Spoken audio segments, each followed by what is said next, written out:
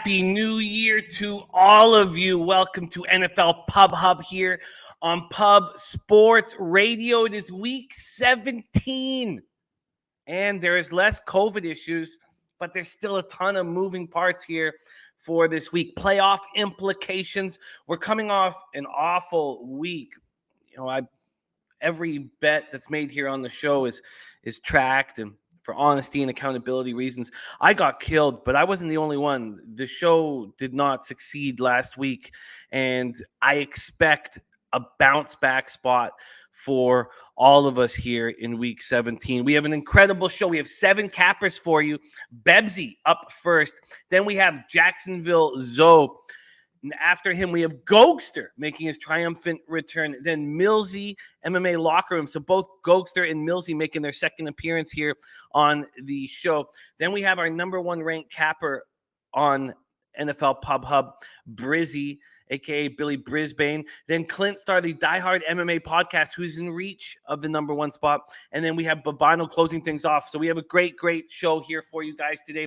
Lamont Williams, Tyrone Coleman, Tasha, THC is Rizza in the house. There is Dan Kelly's on first quarter Cavs -1 and first quarter Pacers team total over 27. Damon Santori says it's 46 and I'm freezing. I couldn't imagine getting tackled in 9-degree weather. There are, for the first time this year, really weather issues.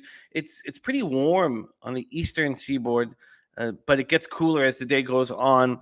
Sammy Calmer in the house, Jedi for Life, Colv Coleone, Harold Williams, Nuke Worker. What a great group. AB, Ray Charles, Daryl Lyle, Sabino Anguano, Coco Bongo. Archie Bunka 20 says we need Billy the Kid. There's Mr. TOG in the house, Star Child. What a great group. Thank you guys. Eric Jones, thank you all for joining us. Nut Flush Allen. This was a Christmas gift from Nut Flush Allen. Rocking a new hat today. And Nut Flush Allen says, Happy New Year to the entire Low Bag family. Let's kick off 2022 with a beat down on the books. There's Slatsy. Says, Happy New Year's. Let's get that cash got under 47.5 in Packers game before Cousins COVID. Going to be cold in Green Bay. I still moved on it at 42.5. I went over all the numbers, and I was like, how do I not move on it? I also moved on the Vikings team total under. We're going to go over all the most important spots injury-wise here. And we all got our COVID tests yesterday, so we'll see what they show. But we're a little nervous. Let me just say that. We're a little nervous about the COVID test, so I may or may not be going back to Toronto tomorrow. John's ready to go. There's Clint started the Die Hard MMA podcast. $5 unit. Lucas Ryan ready to go. JW, Happy New Year's to all of you guys. Before we bring on your first guest of the evening, and Dan Kelly, I love this, says I watch lots of sports betting TV shows and YouTube shows. When the rest come on after a bad week, crickets.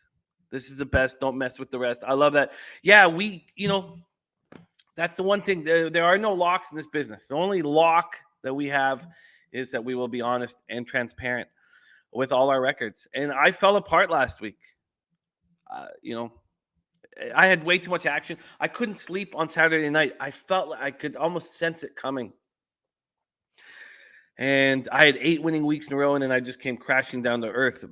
And actually, if we want to go into how horrible it was for me personally last week, it was my worst week that I've had in the NFL since I started doing it publicly. So in 5 years, it was the worst week. 3 wins, 13 losses, down 11.1 units, which makes me 95 and 91, 51.1%, down 5.95 units on the year. Very, very disappointing. There's Johnny, Jacksonville Zoe, ready to go. Okay, so let's just go over the most important issues going on right now in today's card, and we'll go over my action. So I locked in 5 bets early in the week. And again, the Ravens screw me and the Lions screw me. Expecting quarterbacks to come back screws me. I have Atlanta, Buffalo under 44.5. Miami, Tennessee under 41. Beat that market move. Ravens plus 3.5. I almost went and bet it again last night at plus 6, and I may do that. Saints minus 6.5, Lions plus 7. And then last night I moved on Washington plus 4.5, Vikings team total under 13.5, and Minnesota Green Bay under 42.5. Thank you, Dan Kelly. Thank you. Okay, so here's the most important notes before we bring on your first guest. The Vikings won't have Kirk Cousins today. Reserve COVID list. Sean Mannion has got off the COVID list, so he'll start over Kellen Mond. Dalvin Cook will be back after missing last week because of the COVID list. Carson Wentz was activated from the COVID list. I came close to moving on the Raiders at +6.5. I was staring at that number for the first, Tuesday night, Wednesday night, Thursday night, moved to 6. I was staring at it, didn't move. Now it's at 8 or 8.5. We'll go over all the market moves, but he is back in action. Antonio Gibson has been placed on the reserve COVID-19 list for Washington. The 49ers are not expected to have Jimmy G in the lineup. So is this Trey Lance's time to shine, or is this the spot where we continue to question that draft pick? We'll see. Lamar Jackson is able. We saw him in practice on Wednesday. He looked awful, limping all over the field. Everybody's expecting Tyler Huntley to make his third start of the season. Clyde Edwards-Helaire is out, downgraded to out for the Chiefs. Andy Dalton will start for the Bears. Drew Lock will start for the Broncos. The Broncos will be without Jerry Jeudy and Bradley Chubb. Both players were put on the team's reserve COVID-19 list. That's a huge hit to the Broncos. Jared Goff did not practice all week. We are expecting Tim Boyle to be under center, and DeAndre Swift will play today.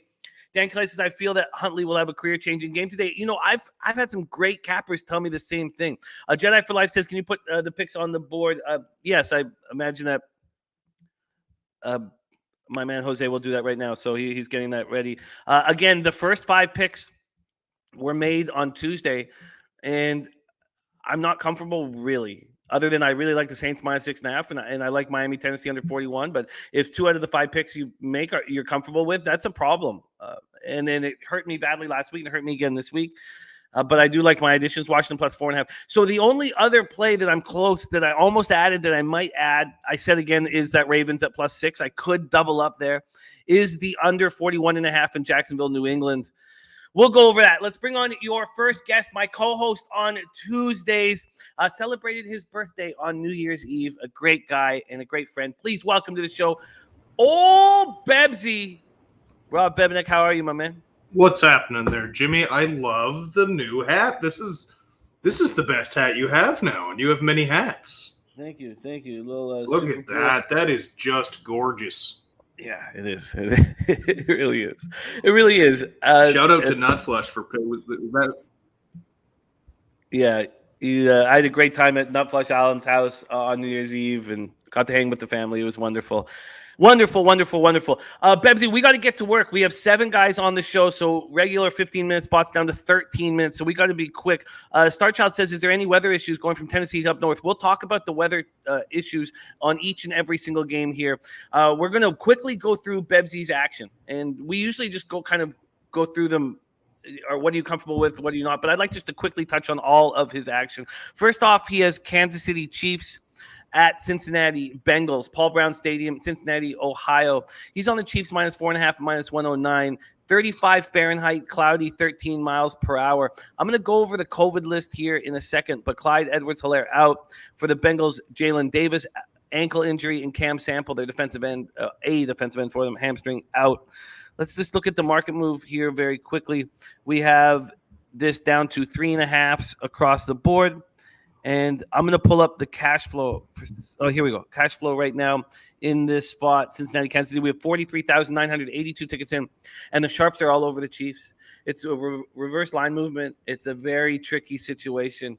It's gone from 4.5 to 3.5. There was even 5s and 5.5s, but now it's at 3.5. Yet, with all those tickets in, we have 62% of the tickets on the Chiefs and 90% of the cash. Big bets have been placed on the Chiefs. How do you feel about this spot, Bebsie?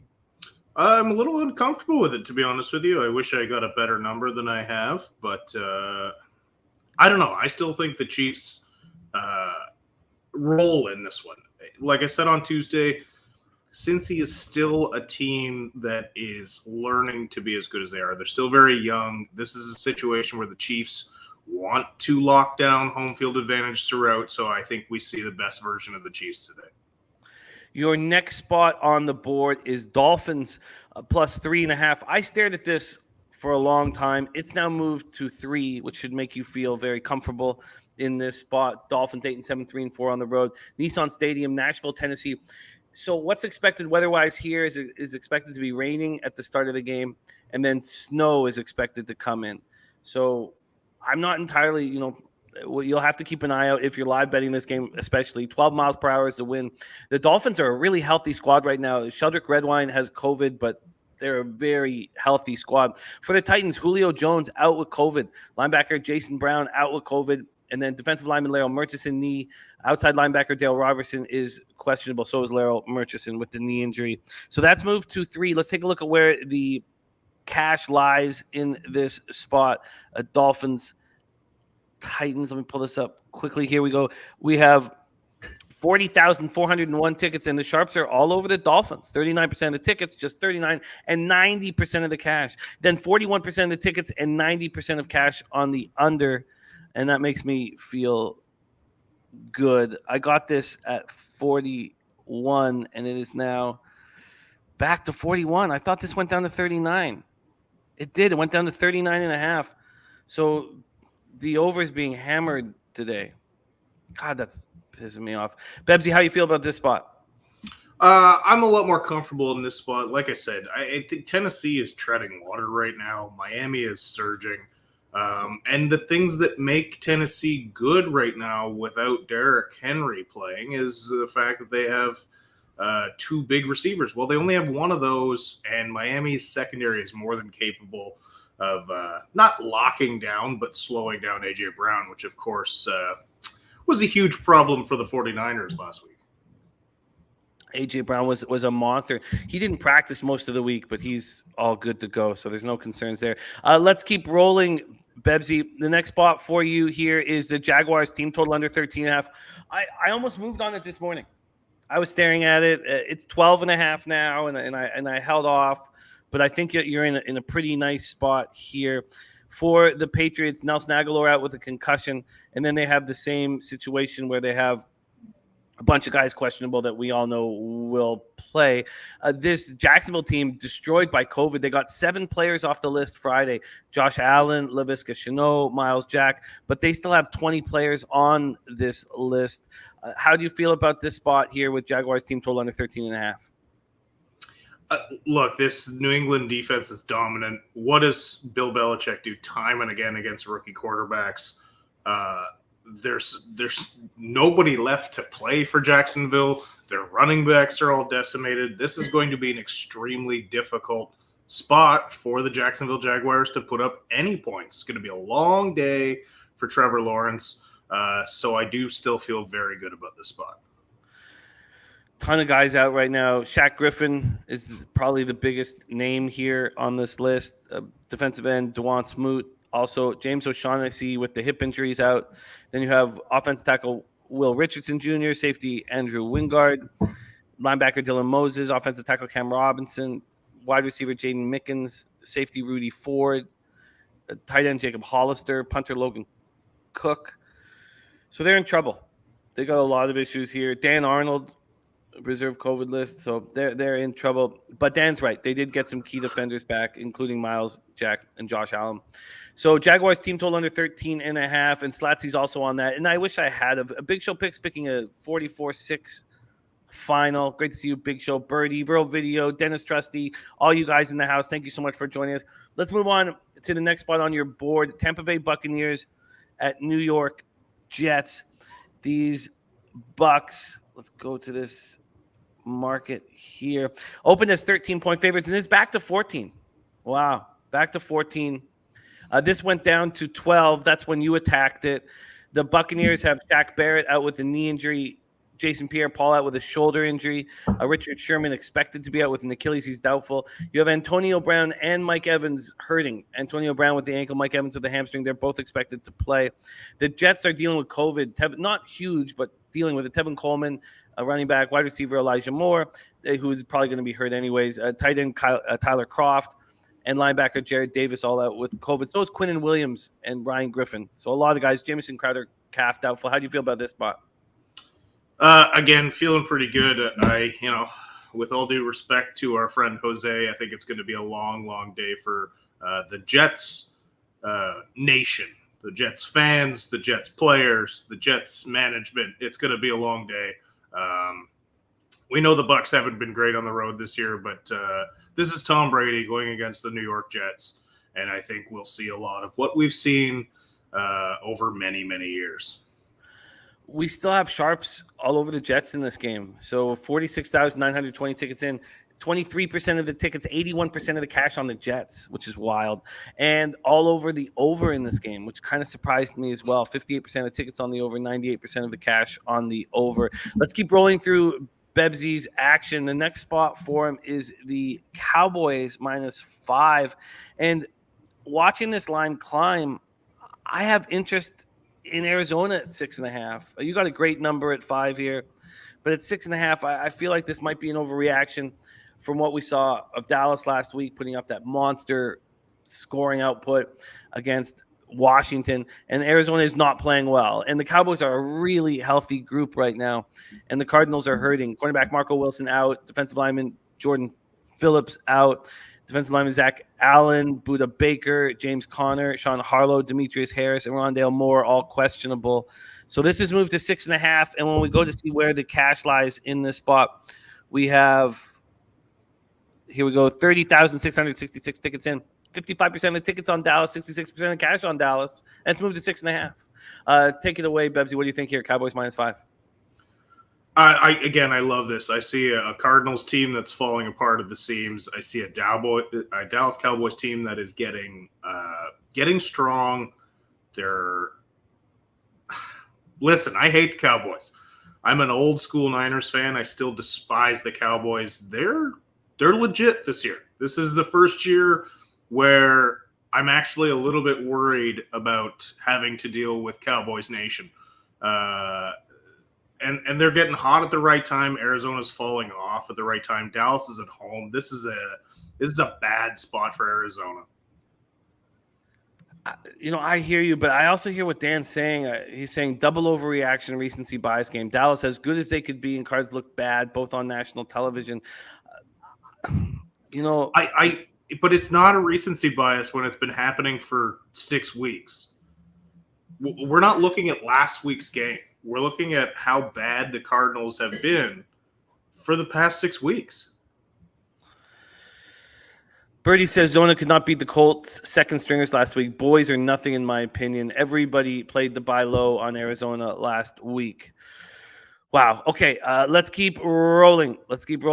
Next up, we have so many games here on this list. Next up, we have your under 38.5 in Carolina and New Orleans. This has moved down to 37. It was a great job getting it at 38.5. I am on NOLA here. We have 42% of tickets on the over. So most people are on the under, but 69% of cash on the over, which is strange as it's dropped to 37. We also have sharps on Carolina, which is nuts to me. 38% of tickets on Carolina and 85% of cash. It does make me nervous. How do you feel about this under? I feel great about this. This might be my favorite play of the week because I just don't see either team putting up points. When's the last time either one of these teams had a even mildly impressive offensive output? They've just been struggling. So unless there's a bunch of defensive touchdowns today, I think this is a pretty good look. I like your look on the under quite a bit. And what do you think I should be nervous about my Saints -6.5? I don't know. I mean, for you to be nervous about that, you have to be nervous about Sam Darnold. Is he the regular starter today? Is Cam back? Are we going to see some PJ today? I just I don't see how you're not in good stead here. But if the Sharps are on the Panthers, then maybe they know something I know. James says Ian Book ? That will be Ian Book's lone start in the NFL. That will be the only one we'll ever see him have, in my estimation. Lions, Seahawks, we got to be quick here. Lions +7. We made this. I went with you. We thought that Goff was going to be back in the lineup. It looks like he won't be. How do you feel about the Lions +7 with Tim Boyle? Not good. Not good at all. Yeah. This is. I'm extremely uncomfortable with this spot. In my pools, I did end up taking Seattle +7. Jose, could you pop up the picture you put together for Tim Boyle? It wasn't the one we were expecting him to put together with Tim Boyle. He'll pop it up here in a second. But when you see the picture of Tim Boyle that we've created, you'll realize why we're concerned. The final spot on the board is you getting screwed over by old Kirk Cousins, giving you one last shot in the face. The over 47.5 that you're on, you wanted plus money on it. You got the plus money. And Birdie says Lions are my favorite play on the board today. Well, yeah, that makes me feel better. But you got screwed here. It's a tough break. Last spot on the board, you have the over 47.5 in Vikings Packers. Yeah, I mean, obviously there's a bit of concern there, a lot of concern. It's not going to be good. It's not going to be good with old Kirky boy out. But what can you do? That's what happens when you try and take a line early with all this COVID shit going on. So it is what it is. Maybe Green Bay goes off and does it all themselves. I don't know. Sammy Cummings' his last home game for us in Seattle. I do not think so. There's Mario White wishing everybody a happy New Year's. All right, let's review Bebsie's action today. Bebsie has... Let's just go through it quickly. Chiefs -4.5, -109. Dolphins +3.5 at -110. Jaguars team total under 13.5 at -114. Buccaneers -12 at -110. Cowboys -5 at -110. Carolina and New Orleans under 38.5 at -110. Lions +7 at -109. Minnesota Green Bay over 47.5 at +103. You beat the market moves in all the other games except for those last two, which hurt us. Bebsie, my man, happy belated birthday. Thank you for sharing your hard work with us. I will see you in a little over...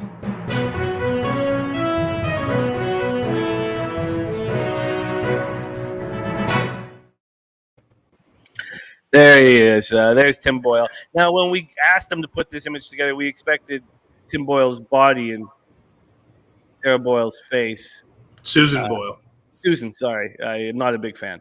I forgot her name. Okay. Yeah, so that wasn't what we expected. Bebsie, much love to you, man. Have yourself a day, and I will see you Tuesday, whether I'll be here in LA or in Toronto. Who knows? But I'll see you soon. Much love, buddy. We'll talk soon. Talk soon, my man. There he is, Bebsie. We go right from Bebsie to a capper who has been very good on this show. And it's, NFL's tough. It's tough nut. And right now, of the 19 cappers that we've had on this show, only 6 are in positive units. And Jacksonville Zoe is one of them. And he was right at the top of the heap before a tough week last week. Now, imagine this, 1 and 4 down 3.34 units. A lot of cappers on the show had worse weeks than that last week, and I was one of them. But we wanted to bring him right back because he was so successful in his first 3 appearances on the show. Now, still up units, 9 and 8 plus 0.21 units. Please welcome to the show, Jacksonville Zoe in the house. Zoe, how are you, my man? Doing good, Jimmy. Happy New Year. Happy New Year to you, my man. We got Deacon Mike Maxwell Smart in the house. Great to see all of you guys. All right, let's go over your action. And Jacksonville Zoe tweeted out his action to lock in the lines, and let's go over them. We start with the spot that I came so close to tailing, and I may still tail, and that's your Jacksonville Jaguars at New England Patriots under. It's 46 Fahrenheit, cloudy, 4 miles per hour. The Jags are ravaged with COVID, and I know you're a big Jags fan, so you can give us an idea of how that is going to affect them. We know that Josh Allen, Laviska Shenault, and Miles Jack are back, and these Patriots have a bunch of guys questionable that we know will most likely all play. Nelson Aguilar concussion is out. This line you got at 41. I came so close to moving it on it at 41.5 today. I also looked at the Jags team total under. It's at 12.5. Touch on both of those spots for us, so. Yeah, I mean, I looked at that last night when I was putting them in. I looked at 13 team total under for Jacksonville, and I just decided, since when do you see Belichick run up scores? Is Belichick really the coach that's going to want to win a game by 30 points? He typically will just dominate the rookie quarterback, and he will run the ball a lot, which helps the under. And I don't think – and Jacksonville's defense getting back Jack and Allen is huge. So I think they play pretty good defense against New England today. But again, I don't think Jacksonville scores 10 points maybe. Trevor has no weapons anymore. So I just look at it as I'd rather be on the big team, the big under 41 than betting Jacksonville under 13 and somehow they get to 14 and it's a 24-14 game. I'd rather be under 41 than taking my chances at that 13. 13 is a really low number for a team total. Yeah, it was at 12.5 in my book, and I was like, God, do I really? It's just the situation where the team, let's say Patriots are up 31-7, and there's 5 minutes left. Yeah, and the Jags come down and score a touchdown. Concerned me. Dennis Garcia said, "I bet Jacksonville anyway," and Big Ragoo says, bet the Jacksonville team total under. They get 0 today. Nut Flush Allen giving us a final score of 30-7. Those may be additions. I have not been adding picks, but I coming very close to adding a pick there. Thank you, Mark Schillingberg. It was a gift from the Nut Flush Allen family. Let's move on to your next spot on the board, Zoe. It's Miami Dolphins, 8-7, 3-4 on the road at Tennessee Titans, 10-5, 6-2 at home. Nissan Stadium, Nashville, Tennessee. The expectation for weather is that it's going to start with rain and it's going to turn into snow in the second half. 12 miles per hour. Julio Jones out with COVID. We've already talked about the market here, but just to remind you guys, it's gone from 3.5 to 3. I'm on the under in this spot, and it's gone from 41 down to 39 and back to 41 just to make me more uncomfortable. And we have the sharps on the fish here. 40% of the tickets, 90% of the cash, which is surprising. Zoe, take it away. Break this down for us. Yeah, so I've been a big Dolphin fan my whole life too, Jimmy. And the list of quarterbacks that the Dolphins have beat in this 7-game winning streak is one of the worst lists of starting quarterbacks you've ever seen in your life. I mean, Joe Flacco's in there. Wilson's in there. 2 games against the Jets. I can't remember them all, but if I read off this list of the quarterbacks Miami's faced in this win streak, it is putrid. So I look at it like Miami on the road facing a good team. Tennessee has really good defense. I didn't like it at 3.5. I like Tennessee now -3. That was the important number for me. I might get a push. I think it's going to be a tight game. But I'd just rather have the Titans going for, I mean, literally they're 1 game back from having home field advantage throughout the playoffs. And I think they're more motivated. Tannehill's probably, even though he's not having a great year, he's probably the best quarterback they've faced in a long time. So I like the Tennessee side of this. I'm going to be on the public on this side. I realize the sharps are on the Dolphins. I just think Tennessee at home, Tannehill running the ball, playing defense. It's probably going to be low scoring. I like your idea there, Jimmy. I think the numbers probably fluctuating due to weather. And I think that you're probably going to be safe with your under 41 here. I was very comfortable with it. I'm surprised that this move has been going to the over, but there you have it. Titans -3. My man Uncle Oliver says Ryan Tannehill got beef with the Dolphins. You think that comes into play here? You like that angle as well? He's been gone for quite a while, Jimmy. If it was like 1 year, if this was the first year, it'd be different, I think. I think he would, but it's been a while. Unless that angle would be hard for me to take at this point because he's been gone for, 4 years now, I think? He has been gone, and he's been excellent since he left them. Let's move on to your next spot. Kansas City Chiefs, 11-4, 4-2 away at the Bengals, 9-6, 4-4 at home. We're at Paul Brown Stadium, Cincinnati, Ohio, 35 Fahrenheit, cloudy, 13 miles per hour. Let's talk about this spot here because you have a fascinating angle on it. And I say that because I've been staring at this game all week.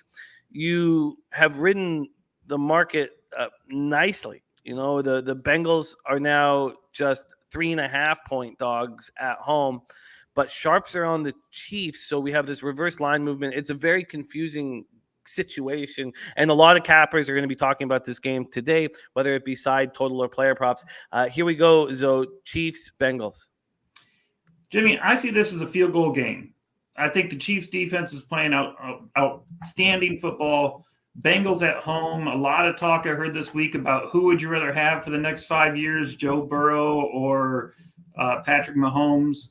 I just see this being a field goal game either way. I saw it earlier in the week at 5.5, and I was like, you know what? I better take it at 4.5. It was a key number for me. I like the Bengals plus 4.5 here. I think the Chiefs on the road, coming off from another angle I really like, Jimmy, is Chiefs absolutely destroyed Pittsburgh Steelers. So everybody and their brother thinks, oh, look at the Chiefs, how strong they are. Bengals start a typical Bengal game. They get out to a big lead, let a team come back, and then they finally put it away at the end.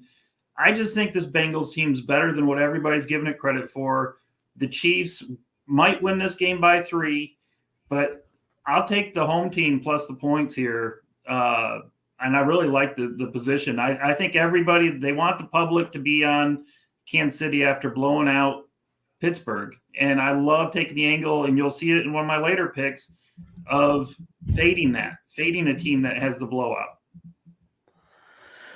I like it. I love the angle. I love the angle. Can I ask you a side note? We got to be tight here. With that angle, did you have any interest in the Arizona Cardinals? I did. I wanted it to get to 7, Jimmy. And I just waited and see if the Cowboy fans would push that to 7. If they do, I will jump on Arizona. Cowboys coming off from an absolute butt whooping of Washington. The only thing that scares me a little bit there is I believe that the Cowboys have had some good rest, right? I think that game.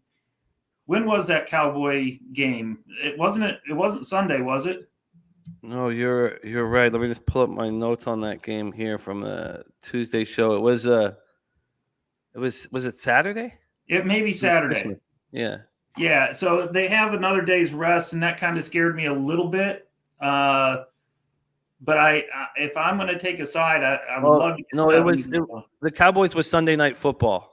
Okay. Sunday Night Football, yeah. Well, there was an angle on that I didn't like with the game when the time that they were playing. Arizona was Sunday as well. Let me pull that up. The Cardinals. No, you're right. There was Cardinals have an extra day rest because they played the Colts the day before. Okay, so it was the Cardinals with the extra day rest, which made me like the Cardinals more. And I just wanted that 7, and I'll wait until up to game time and see if it's at 6.5 now. Last time I looked, if it gets to 7, I'll jump all over Arizona. Yeah, I'll see if I do the same there. I'm very interested in this spot. Let's move on to your next spot, and we got to be tight here, even though I'd love you to wax poetic on it because it's a wild spot. And this is the only cap we're talking about this game. Houston Texans 4-11, 2-5 on the road at San Francisco 49ers, 8-7, 3-4 at home. We're at Levi Stadium, Santa Clara, California, 51 Fahrenheit, partly cloudy, 5 miles per hour is the wind, and we will be seeing Trey Lance in this spot. And Jimmy G, thumb injury. Tell us how you're breaking this down. Yeah, I didn't care if it was Lance or Jimmy G. What I saw was last week, Davis Mills was very impressive. The last few games, he's been playing very well for a rookie quarterback. The Texans given me 12.5 is what I got it at. I don't know if it's up to 13 today, but the Texans have been playing hard football. I mean, they gave the Chargers needed that game last week, and Houston put it to them. And Houston's playing inspired football right now for a 4-win team. And I don't think San Francisco's going to win this by margin. Yeah, they might win by 7 or 10, but you're going to give me 12.5 points with a quarterback playing well, Davis Mills, and I got a rookie quarterback, Trey Lance, or one with a banged up hand where the 49ers are just going to want to run the ball. So I really like this spot for the Texans getting double digits. I think the public's going to be all over the 49ers, and I love the Texans on this game. Yeah, it's moved from 15.5 to 12.5 right now. It's back. Oh, it's moved back to 13. So it's sitting at 13.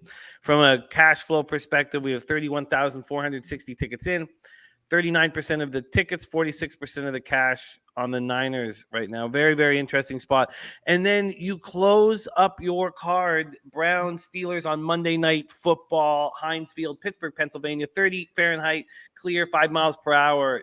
Lock us in on how you see the Monday Nighter playing out. This is the same. It ties to that Kansas City game last week, Jimmy, with Kansas City blowing out Pittsburgh. The line didn't move. The look ahead didn't move one bit. I got Pittsburgh plus 3.5. I had to get it at minus 115. But Pittsburgh's a very well-run organization. They're still in this division, believe it or not, 7-1. They still have a chance to win the division. I think Pittsburgh's going to come out. Big Ben's last game at home, supposedly before he retires. I just see Pittsburgh being the side here, getting points at home. Cleveland, I have not been impressed with. Yeah, they're going to roll out Mayfield again, and how many interceptions is he going to throw in this game? I just see Pittsburgh bouncing back after a terrible outing in Kansas City, winning this game at home. And you got the hook there. That's an important hook. You got plus Yes. 3.5 there, Yes. and you can get the hook. The hook is available, or you take the 3, at a plus line. Great job, Zoe. I wanted you back immediately. That's what we've been doing with cappers who've had a ton of success on the show. Is when they have their first tough week of the year, we bring them back immediately, and I think you're going to have a nice week. We have Patriots, Jags under 41, Tennessee -3, Cincinnati plus 4.5, Houston plus 12.5, Pittsburgh plus 3.5. Zoe, thank you so much for rolling with us, Zoe. And Zoe tweeted out his action before, and I retweeted it. I'm going to grab it right now, so you guys follow him on Twitter. He has promised us that he would be more active on Twitter because he's a hell of a capper. And selfless capper too, just looking out for the greater good for us all to cash. So I'm going to pop his Twitter handle here. He doesn't have many followers. The more followers he gets, the more, I believe he'll be tweeting stuff out. So follow him right now. Jump on and follow our guy, Zoe. Zoe, thank you for sharing your hard work with us, my man. Have a giant day. Yeah, thank you, Jimmy, and safe travels back home. Thank you, my man. Thank you. We'll see. We'll see if we get past. Took the COVID test yesterday, and I've had a sick family for a while, so we will see. And we got Big Ragu in the house. Big Ragu, we need you back next week on the show. Ragu had a 5-week winning streak snapped last week when we all struggled with the card. We need to get Ragu back and get him back to his winning ways. Our next guest making his triumphant return to the show. We have not seen him. Actually, our next 2 guests will be in the same situation. But our next guest from bitter cold Belleville, Ontario, we haven't seen him. We haven't seen him since, where is it here? We haven't seen him since week 3. Week 3. It is now week 17, and he is back in action. Please welcome to the show, Pride of Belleville, Ontario, Mr. Gogster in the house. Gogster, what's happening, man? Good day, guys. How are we doing? It's been a minute. Happy New Year, Jimmy. Good to see you. I hope that COVID test comes back negative and everything's good to go. Honky dory, as we say up north. Honky dory. Some of us say up north. Gogster, it is great to see you. Let's get right to work. You start with LA Rams at Baltimore Ravens, M&T Bank Stadium in Baltimore, Maryland. And it's warm in Charm City, but it gets colder throughout the day, but it starts out pretty warm. This is the warmest temperature at kickoff. Maybe Washington fights with it, but 63 Fahrenheit, cloudy, 8 miles per hour. Rams have Cam Akers with an Achilles, outside linebacker Leonard Floyd ankle, defensive lineman Greg Gaines, safety Taylor Rapp, all questionable. Mm-hmm. And these Ravens have issues. They've had issues all year long, and it just never ends. It never seems to end. The main point, of course, is Lamar Jackson's ankle. So it looks like he will not be in the lineup. And we are going to get another opportunity to look at Tyler Huntley, who's been so good. And I look forward to watching him. Now, I made the mistake of expecting Lamar Jackson to come back and the Ravens to bounce back, even though we saw what happened, when their key – when Humphreys goes down, their secondary falls apart. We've watched this team handle injuries, but struggle of late handling them. How are you betting this game? Take it away here in Charm City. Yeah, so Charm City here, Baltimore, it's going to definitely get colder, guys. Up here in north, it's going to be like minus 15, 20 here in the next probably 24 hours. So the temperature is going to drop, but I think 15 Celsius here for Canada. I think that's, 70, something like that. Jimmy, 68. But anyway, guys, LA Rams here. They were defeated. If you guys don't know, the last time they played, I checked out some beat writers here, and they're talking about Darnold saying they lost 45. What do I got here, guys? 45-6 back in 2019. So when Aaron Darnold, try that again. He remembers that. So right away, there's some revenge factor there. These guys still remember that. They also have Von Miller back. This is going to be a tough matchup, I think, for Huntley. Not just that, guys. It's the way Cup and Stafford have been producing. He's pretty close to the 2,000 yards receiving for Cup right now. You also have, as you guys know, Odell Beckham. That addition, he's just been it's been a great addition. They've been on fire. He's been getting the ball a lot more than he had with Baker. So I'm really liking what I'm seeing from the Rams. If they win this game too, they'll clinch the NFC West. So there's definitely motivation for the Rams. They've also had 35 guys either on COVID guys or that have been injured that are now back on the team in the last 21 days. So the Rams are getting healthy. This is a bet on team, in my opinion, Jimmy. Baltimore, until they get they also, guys, are not going to have Marquise Brown, another receiver, top receiver for them. I'm pretty sure he's out, Jimmy. So without him, still without Lamar, their defense has been getting shredded too. What do I have here? 20 points allowed in their last 4 games, that being to Cincinnati, Green Bay, Cleveland, and Pittsburgh. So I think LA Rams are going to come in here and they should put up some points. My first play on this card, guys, is going to be the LA Rams -6. It's up to 6.5. Anything under a touchdown, I like that. Originally 3.5, Jimmy. I think that was based on Lamar playing, or at least, having a healthy Lamar, because now being up to 6, it just kind of tells you that the line was definitely a little off there, in my opinion. Yeah, I get it. Maybe this certainly should keep me off doubling up here. What do you think about Tasha's note that the Rams have been on the road for too long and they've had a tough schedule last 3 weeks? Do you have any fear of that? Yeah, what I was saying too, 35 guys back. Like, they've had a lot of players just returning. What do I have here on their injury report?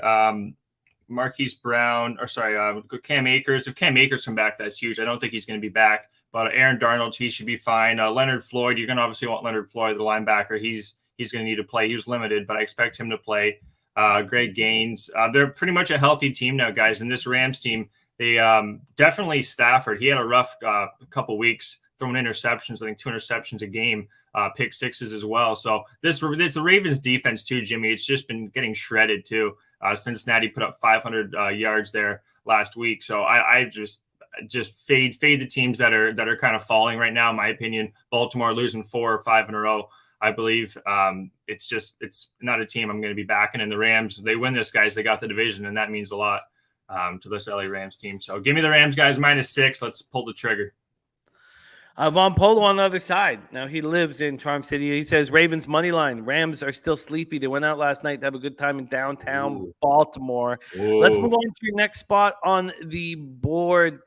And look, I think you got to really you got in again. Our guy, Mr. Gogster, tweeted out his action last night. The Broncos are in trouble here. Teddy Bridgewater, concussion out. Cortland Sutton is questionable. Melvin Gordon, thumb, hip. Ronald Darby, defensive end. Shelby Harris, Kareem Jackson, back shoulder. Defensive end, Draymond Jones, foot. Shamar Stephen, knee. Javonte Williams, knee. But Williams is going to play. Inside linebacker, Kenny Young, concussion. And then they lose Jerry Jeudy and Bradley Chubb, amongst others, to the COVID list. And we've seen this market just move quickly towards the Chargers, now 7.5 or 8. And you got in on a first half look here. Take it away here, Gogster. Broncos, Chargers. Well, shout out to our guy here, Big Ragu. He's on the same wavelength as me here. He's got first half team total over the Rams. I like that as well, Big Ragu. First half, though, guys, Rams 3.5.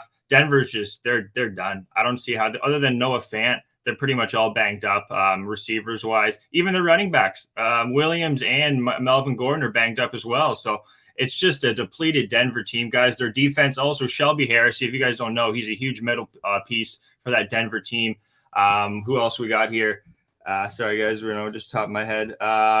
Chubb's out. Yeah, Judy's out. We're going to have Sutton in. Sutton's going to be in, so that's going to be a positive for them, but he still didn't practice much. And then also Darby, our cornerback, he's probably not going to be playing as well. Kareem Jackson, he's also questionable. So there's just a laundry list of Denver Broncos that are out. Love to take my Broncos. I can't stand the Chargers too, Jimmy. There's one team in the NFL, especially when we play each other. I want to take Denver, guys, but if we got money on the line, you got to take the Chargers here, in my opinion. First half, even a full game, I wouldn't shy off a full game. I think the Chargers are going to run all over them. But 3.5 early and often. They're also coming off that awful loss to Houston. The Chargers cost me a lot of teaser tickets there, Jimmy. But anyways, I think the Chargers get back early here. 3.5. I'd take it up to 4. What is it now, Jim? Is it 4 first half?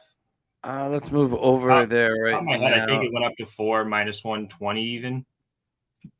Juiced 4. Let's see what we have. 4.5 across the board. 4.5 now. Yeah, I still like it. I definitely anything 4 just in case Denver gets that field goal. But if I expect Red Goose 14, I don't see the Chargers scoring over 10 points. Or sorry, the Broncos scoring over 10 points in the first half. So look for it to be. And also looking at the Chargers, guys, they don't have many injuries. Drew Traquil here, their linebacker, and then Derwin James. He was limited in practice, but other than those two, they're pretty much good to go. So and also Vincent Jackson, that guy passed away. Charger player. I don't know when it was, but I heard about it that recently. I know he passed away, so it could be heavy hearts. Not to mention another guy, Chris Harris. He's also back in action. He didn't play the last couple of games, I believe. He was a former Bronco. So look for Denver to get slapped around here. I hate to say it. We got the Bronco orange on, guys, but 8 too much here. Rand says, I think the Chargers win by at least 10 here. Denver's they're in trouble. Especially Locke. He's got no one to throw to, Jim. He's going to be throwing to guys that another thing, guys. 12 practice players also were called up from Denver too. So you got a bunch of guys from the practice squad that are called up. We're in deep trouble here. So we have Chargers first half minus 3.5, minus 126. Rams full game minus 6. Then you move to a player prop in the Detroit Lions Seattle Seahawks game. Lumen Field, Seattle, Washington, 40 Fahrenheit, rain, 13 miles per hour. And not a lot of issues other than Jared Goff not going to be under center. Oh, Goff, and it'll be the Sarah whatever her name is. I keep forgetting her fucking name. There, it'll be her. So we got to switch that up at least for Tuesday. Can you get Tim Boyle's body and then Sarah Boyle's face? What was that? Come on, man. Jesus. Take it away here, your player prop in Lions Seahawks. All right, guys. Russell Wilson could be his last ever game here in Seattle. I'd like for him to go out with a bang, in my opinion here. My play is going to be Russell Wilson over 1.5 touchdown passes. He's nailed it in 4 of his last 5. Only one he didn't hit was against the LA Rams. That being against Washington, Houston, San Francisco, and Chicago. Detroit, 2 guys. They're 30th in yards attempts. That's passing. So they've allowed let me try that again. They allow on average 8.0 yards per attempt on defense, which is good for 30th in the league, which is not something you want to see. Where on the other hand, Seattle's 6th on offense in yards per attempt with 7.6. So what Seattle does well, Detroit struggles with. Another road game too for Detroit. I'm not a fan of this. They've looked good. They look decent, but with Boyle in here, I can't trust Boyle. Seattle too. They're missing a couple tackles, so there's going to be some shuffling going along the O line. I still think it's going to be enough for Seattle to get it going. Big thing too. Lockett came off the COVID. I said he lost like 8 pounds.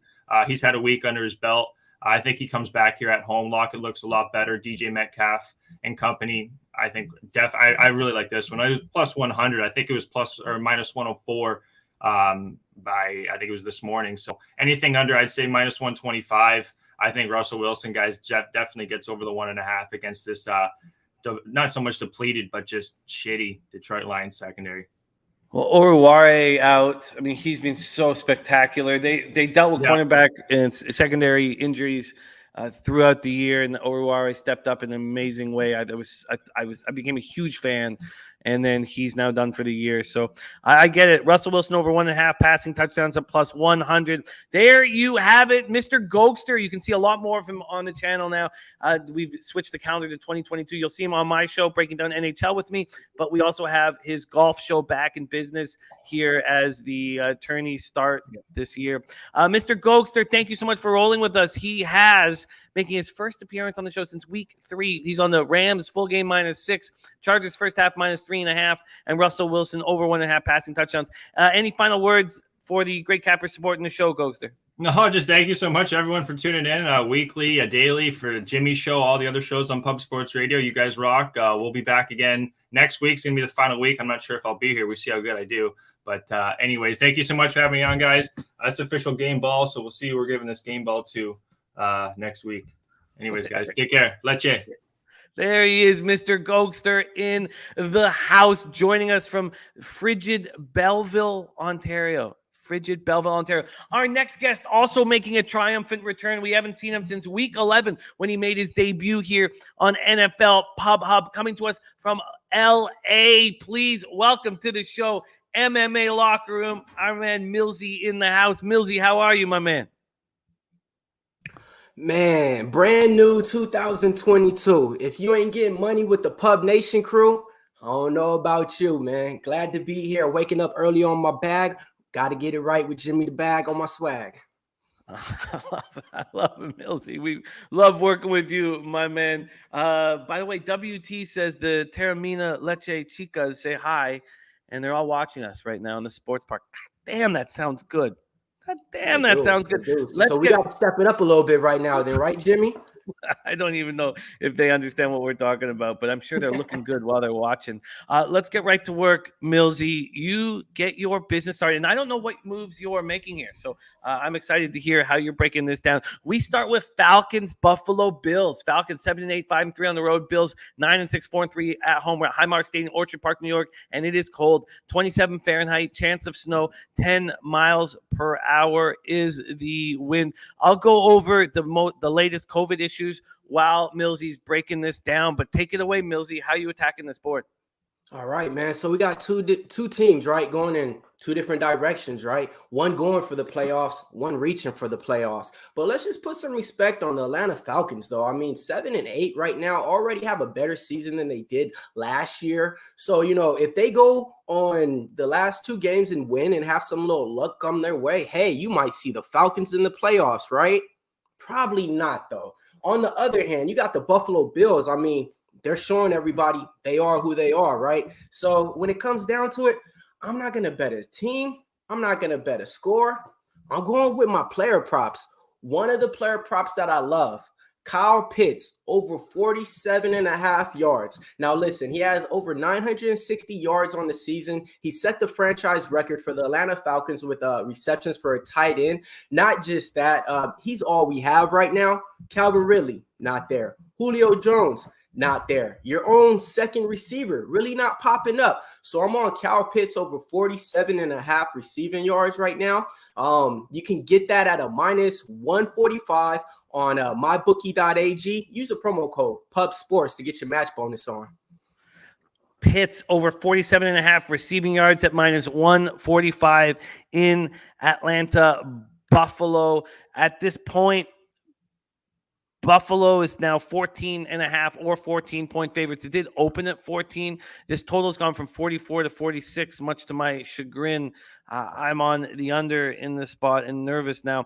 49,568 tickets in. It's 50-50 with the tickets, but 77% of the cash on the Bills, and then 41% of tickets on the under, but 89% of cash on the under, and then it's moved up to 46, which is tough to watch. There we go. Mills on the board with Pitts over 47.5 receiving yards. We move back. One other one, Jimmy. One other one, Jimmy.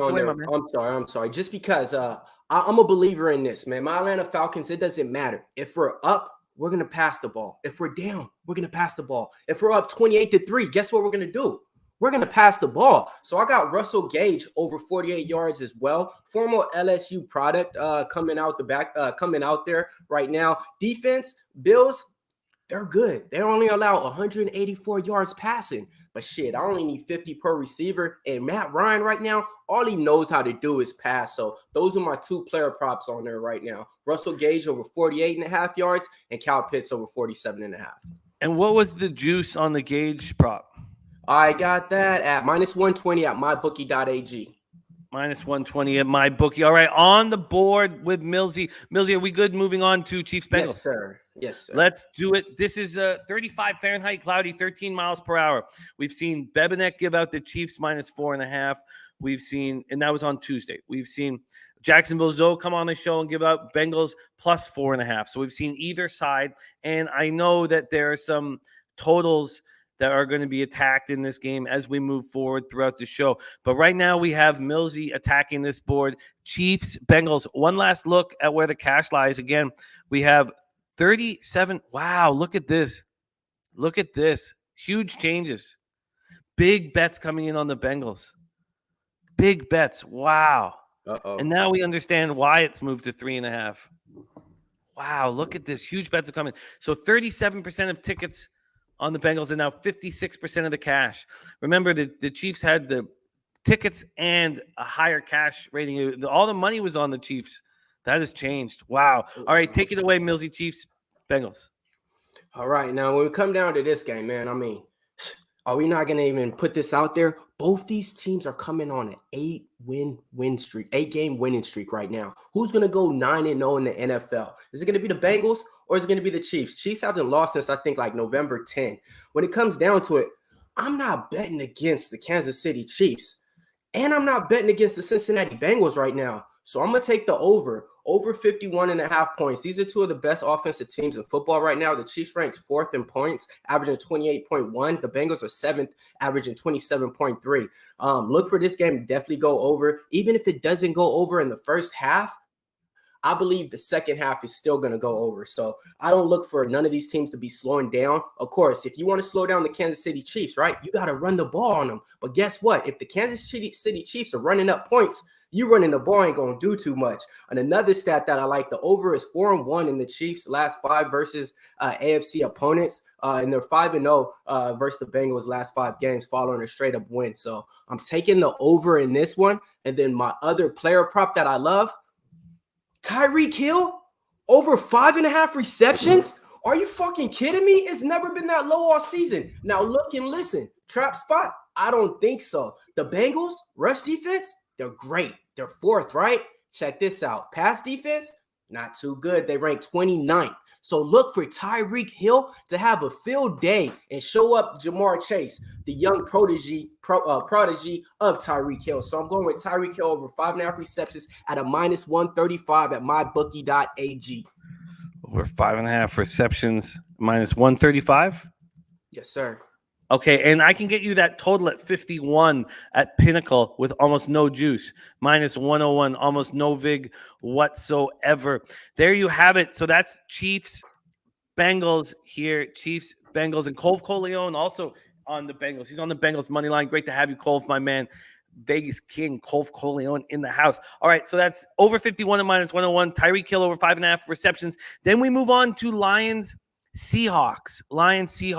2 more spots on the board that our guy Millsie's attacking here. And we start with Lions, Seahawks. 40 Fahrenheit, rain in the forecast, 13 miles per hour. How are you hammering this spot, Lions, Seahawks?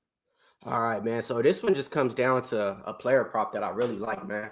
Amon St. Brown right now over 57.5 receiving yards. To me, that's the prop that I'm on right here. I look at it like this: with golf in the game or not, it doesn't matter. He's going to get those reception yards.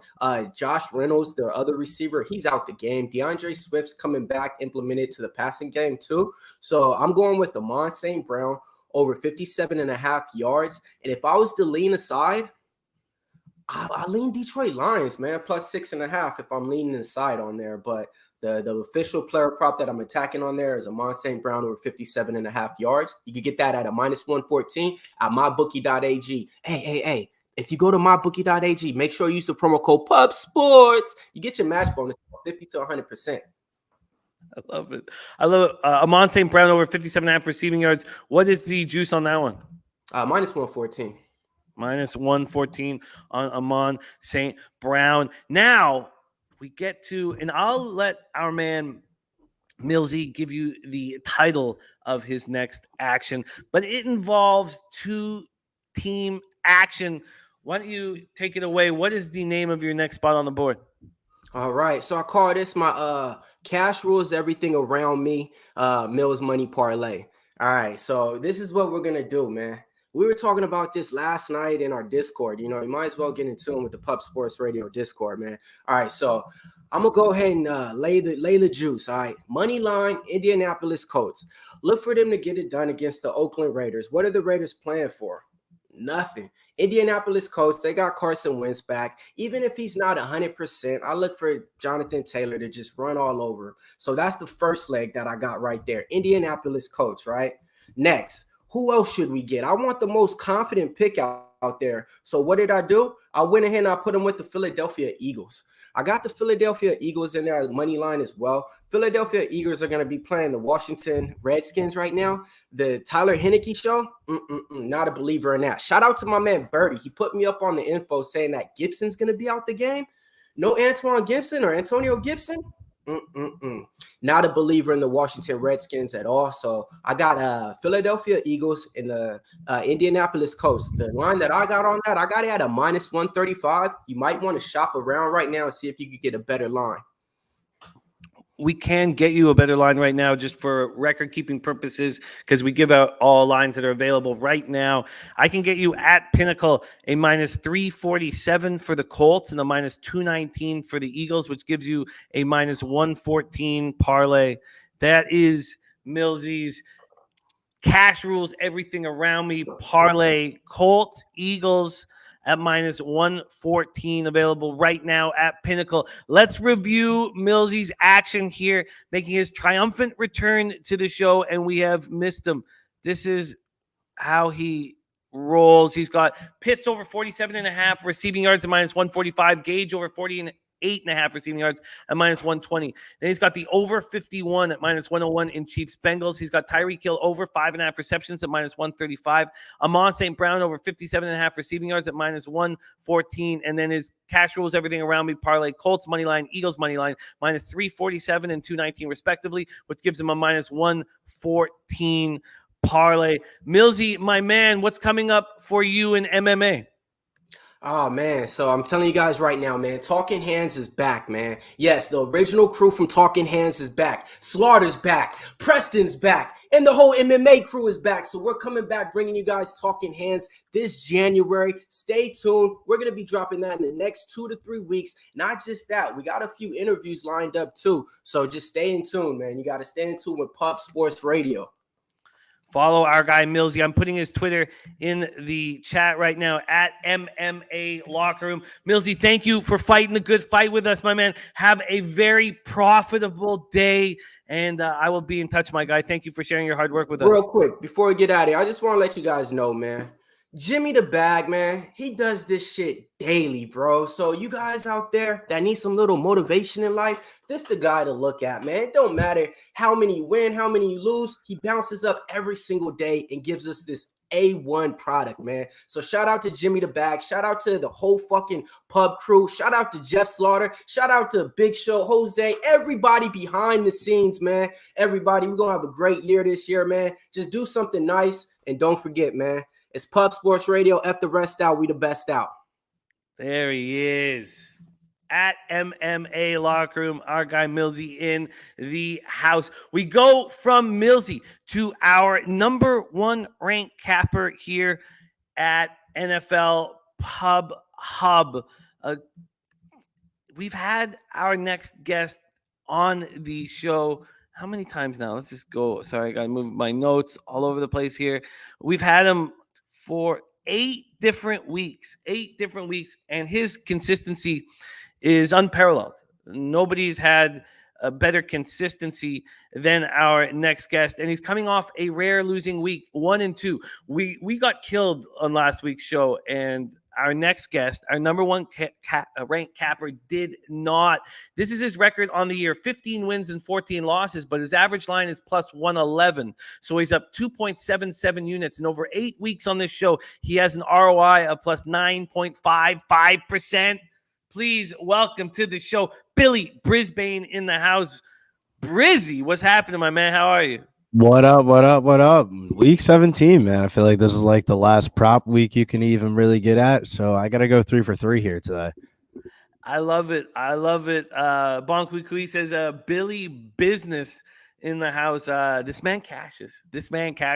And he's in first place. And we do have a prize package for the winner of our year-long festivities, but we go through the playoffs. So we're just getting started, but he is atop the board, and he's been atop of the board most of the season. We start with the New York Giants at Chicago Bears. Again, our Billy Brisbane is a must follow on Twitter. He tweeted out his action last night so that he could lock in lines. You must follow him. I'll put his handle in the chat when we close up shop. But we're starting with Giants, Bears, Soldier Field, Chicago, Illinois. We haven't talked about this game yet. 25 Fahrenheit chance of snow showers.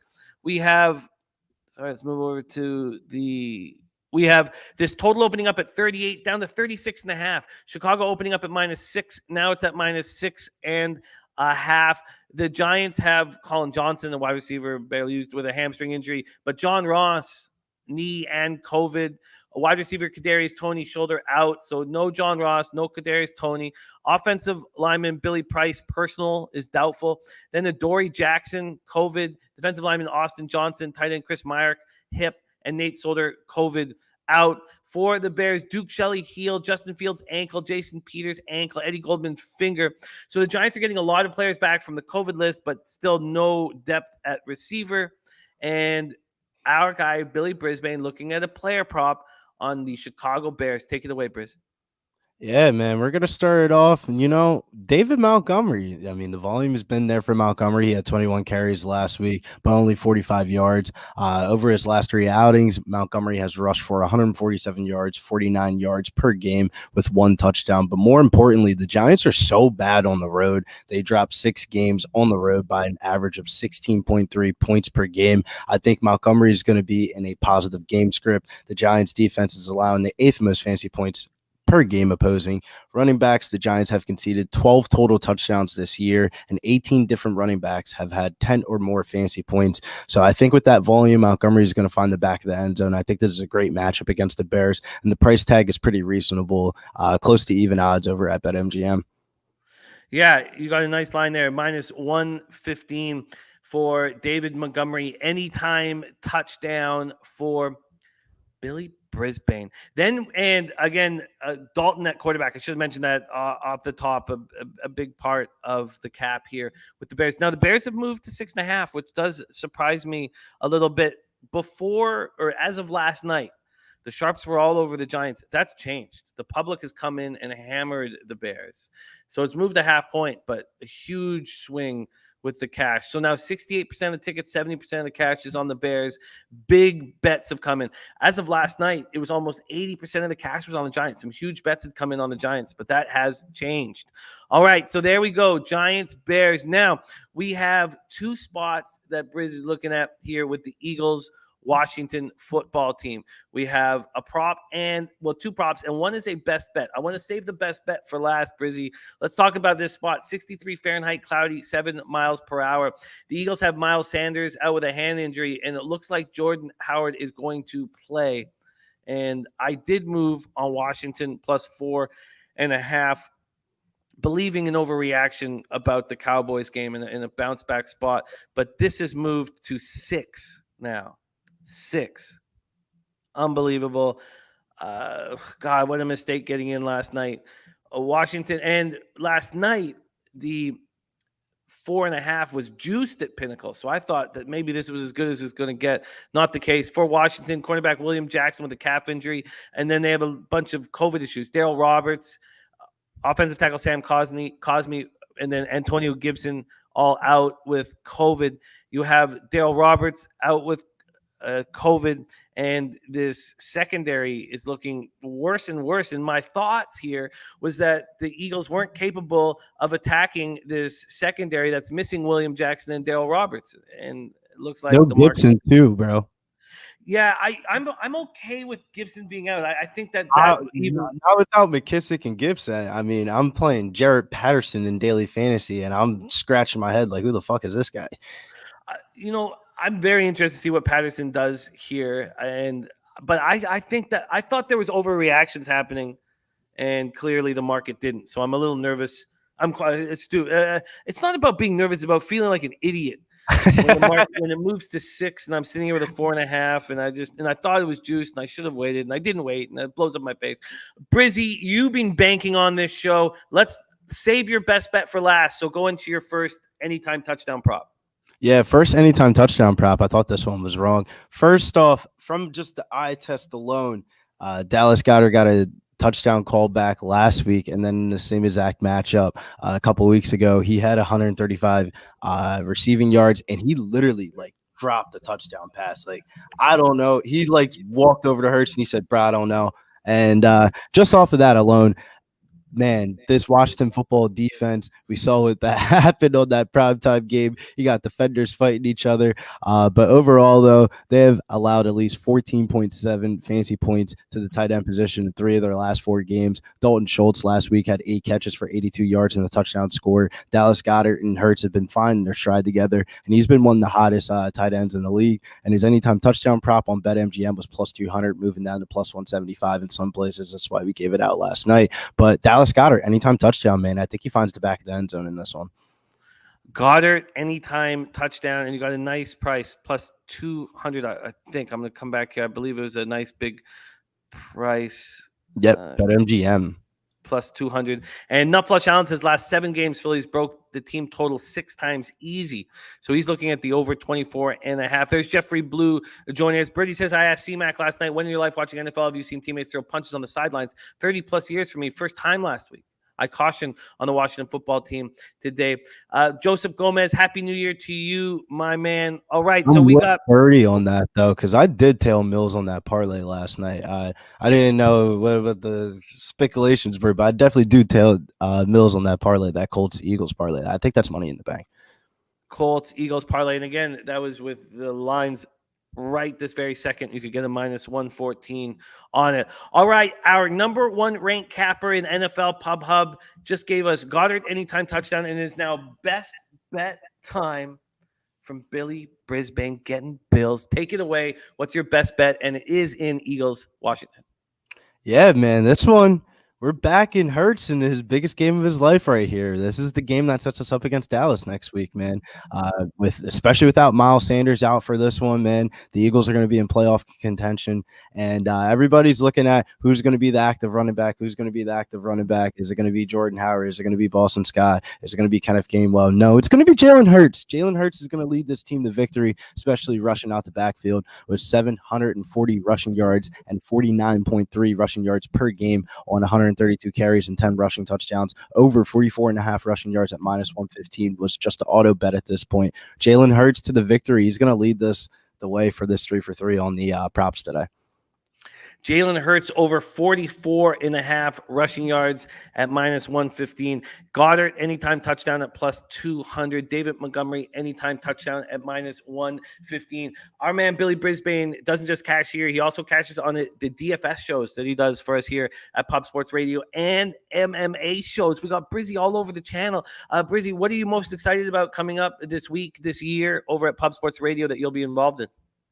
Oh, man, I'm excited to just be with the best cappers in the world, man. We got the NBA Pub Hub show. We got the NFL show.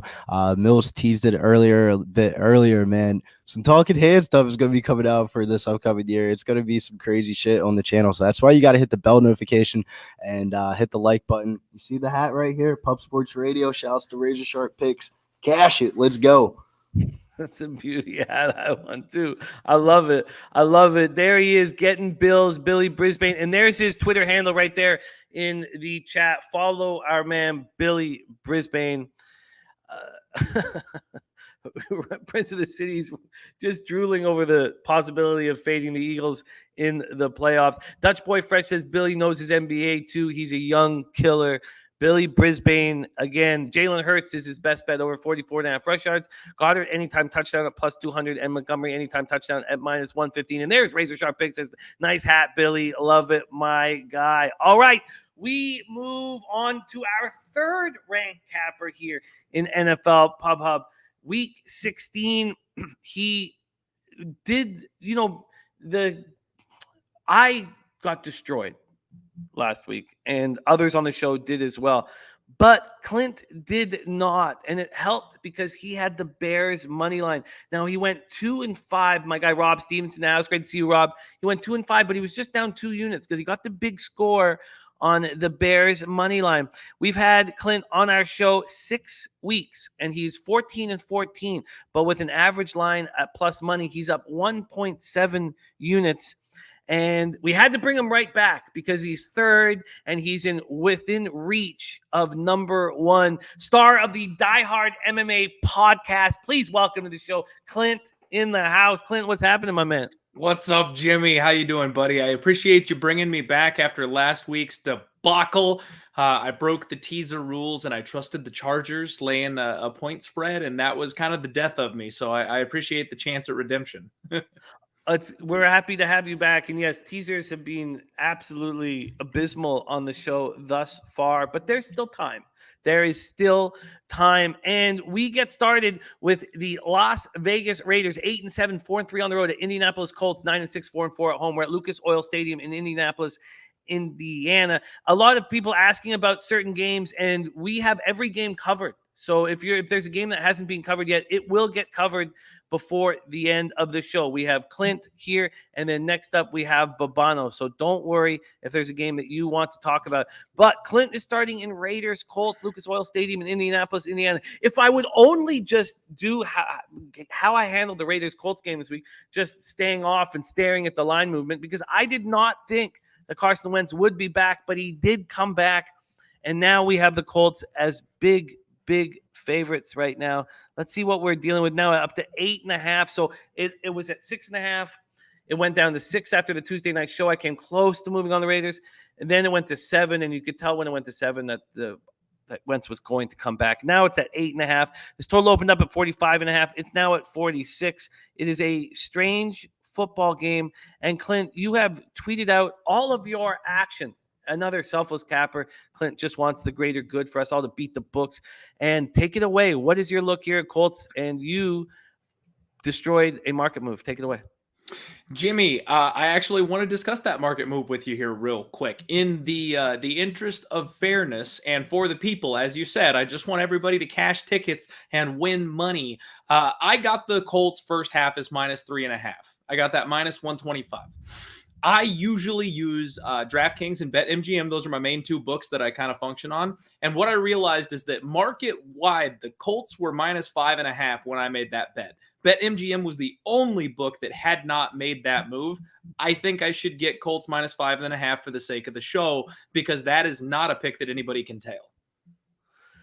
Well, you did tweet out an official pick. And so right now it's at 4.5. Okay. So 4.5 at -110.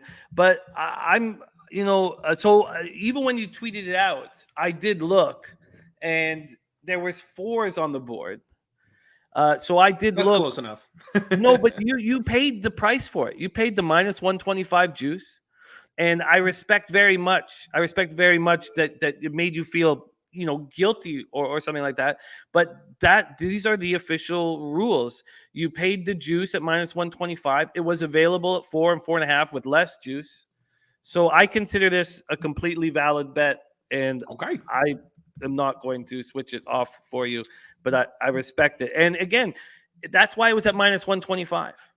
That's fair enough for me then, Jimmy. I will take it. Like I said, I just want people to cash tickets, so I didn't want to put a pick out that nobody else could get to. If you were seeing 4s out there, like I said, I use a small amount of books. So if you were seeing 4s, 3.5 with the juice is close enough. I'll take it. I did. So that's my. When anybody tweets out action that I retweet, I always look and see, and just, I trust everybody, but I just kind of, monitor everything. And it was a completely valid look. Your 3.5 was juiced, and the 4s that were available weren't. So I respect it. But talk more about your belief in the Colts here. Perfect. This team is a bet on to me, Jimmy. You were talking about Carson Wentz. I am square as it gets right now with COVID and everything going on, Jimmy. You cannot trust any of these teams until you see who's actually playing on Sundays. I used to try to get ahead of the market and beat moves. With COVID, I have only been bit in the ass. I've never been one of the guys that got benefited from a market move swing because of COVID callouts. So now I'm just not locking in my action until the night before, until we get through this thing. But Carson Wentz being back is a big benefit here to the Colts, and this is a bet on team. I tweeted out that I'm taking futures on them. I got 35-1 a couple of weeks ago on these Colts. They're going on a run, Jimmy. They're headed for these playoffs. The Raiders, I feel like they're just kind of a downtrending team right now. They've been through so much this season. I don't know what they have left in the tank. They're missing a bunch of pieces, and I just don't think they can compete with a Colts team that can run this ball down their throat nonstop. So I think I'm going to ride Jonathan Taylor to the bank. I got the Colts first half, -3.5, -125, and then I do also have the Colts money line in a parlay for my second pick. Well, let's go right into that parlay. So we're going to skip. We have more 1 p.m. games for Clint, but we're going to move to a 425 spot. Carolina Panthers at New Orleans Saints. We're at the Caesars Superdome in New Orleans, Louisiana. Panthers are beat up right now, mentally and physically. Physically, Stephon Gilmore out with a groin injury. Then you have tackle Cam Irving with a calf injury. Safety Sean Chandler with a groin injury. They're doubtful, unexpected. Safety Justin Burris with another groin injury. Linebacker Jermaine Carter with a groin. CJ Henderson with shoulder, knee. The Saints are getting healthier. They're getting healthier. They've got a bunch of guys back from COVID. Most importantly, Taysom Hill will be back under center. The only player that's out is Traquan Smith with a chest injury, and we know how weak they are, out wide, so that hurts them. Tron Armstead with a knee injury. Ty Montgomery back. Mark Ingram knee. Bradley Roby shoulder. Carl Granderson sick. Wide receiver Lil Jordan Humphrey is also sick.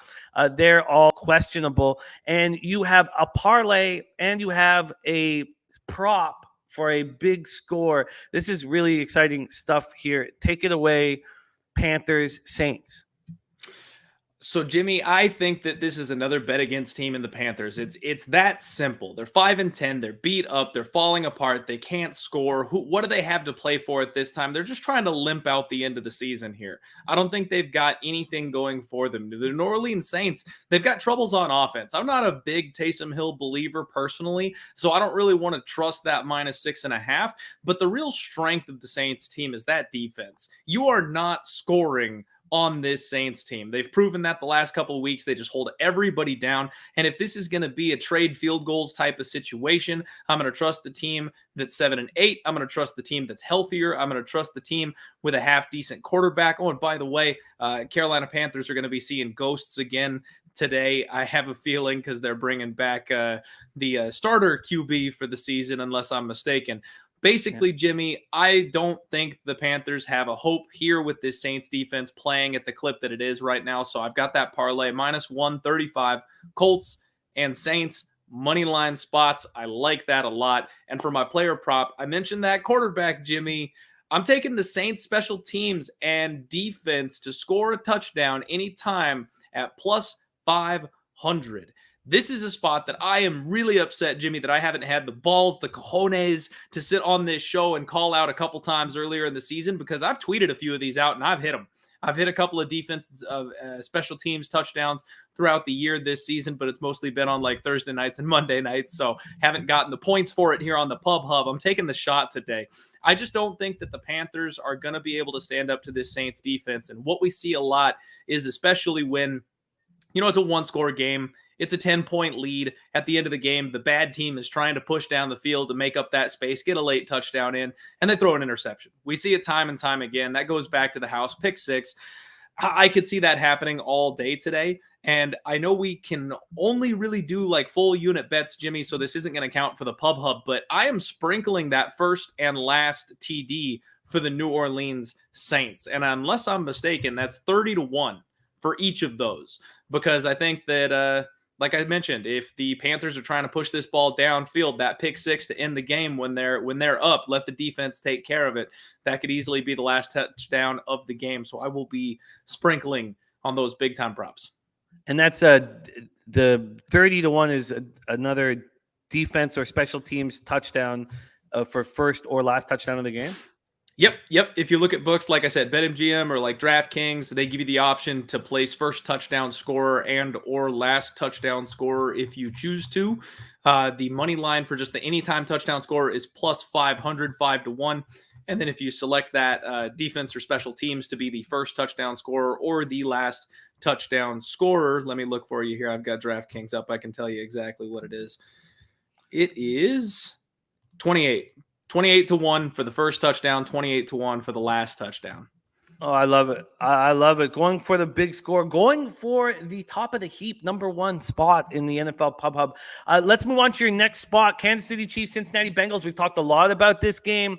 We've talked sides. We've had sides given out on both. We've seen Bebsie on the Chiefs -4.5, Jacksonville Zoe on the Bengals +4.5, and we just had Milsie give out the over in the Bengals Chiefs. How are you attacking this spot?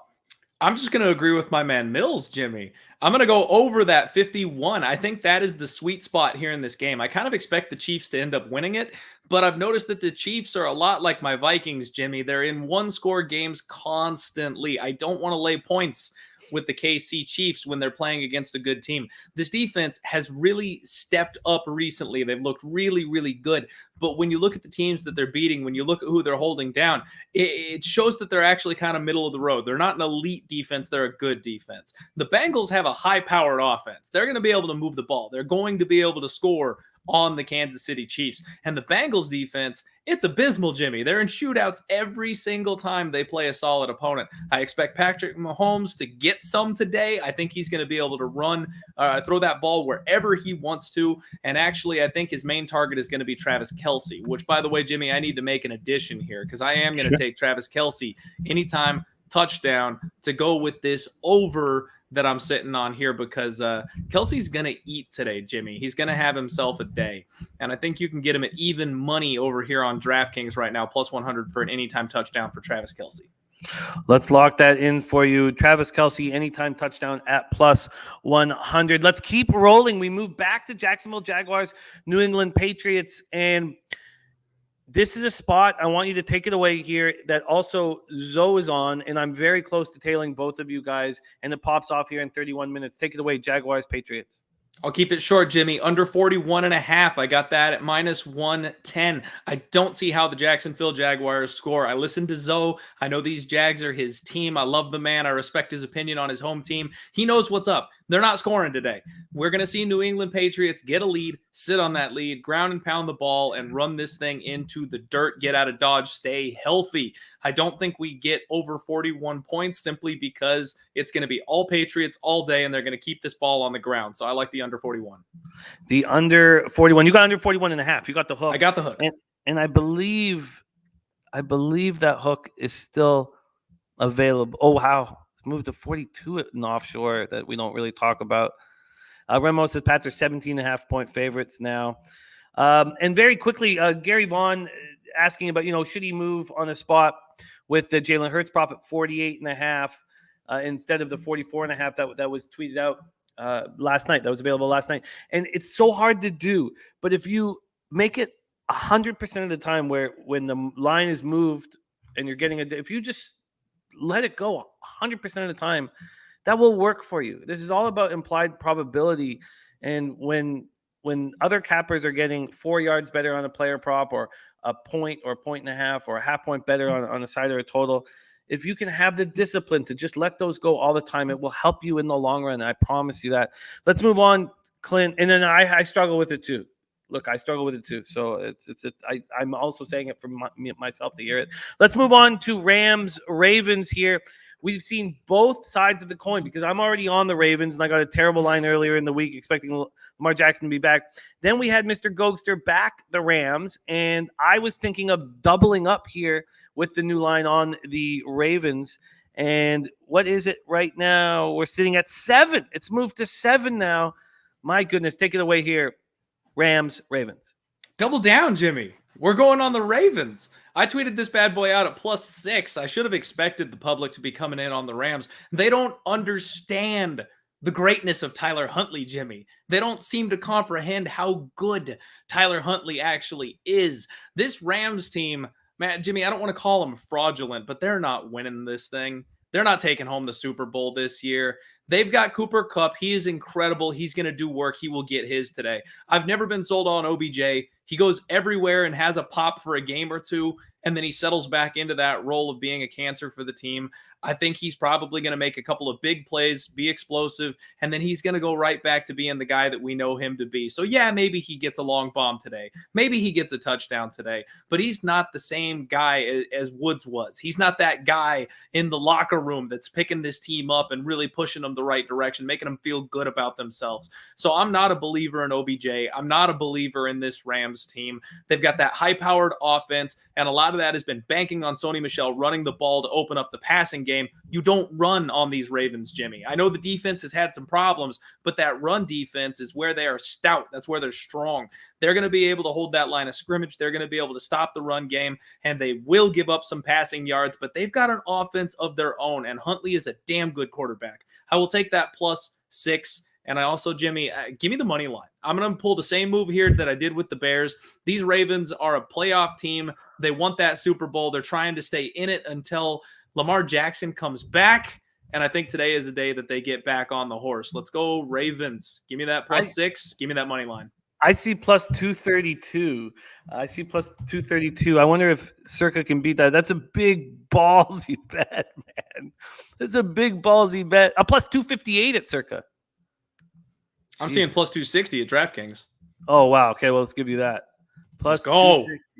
There it is. Big balls, Clint. He's on the Ravens money line at +260. The Ravens at +6. He's on Jags, Patriots under 41.5 at -110. Kelsey, anytime TD at +100. Bengals, Chiefs over 51 at -110. Saints, defensive or special teams touchdown at +500. A Colts, Saints money line parlay at -135. And the Colts first half -3.5 at -125. And Sammy says it's +265 at Pinnacle. Really? Maybe I need to refresh this. Let me just do a quick refresh. I don't want to be. Okay, here we go. Quick refresh. And let's see if we can give them that +265. Here we go. Quick refresh. Can we give it to them? The Ravens +261 I have live right now. So we'll give them the extra +261. Anything Clint, to catch Billy. Incredible job. Great. Thank you so much for rolling with us. Anything big? What's going on your big show on Monday?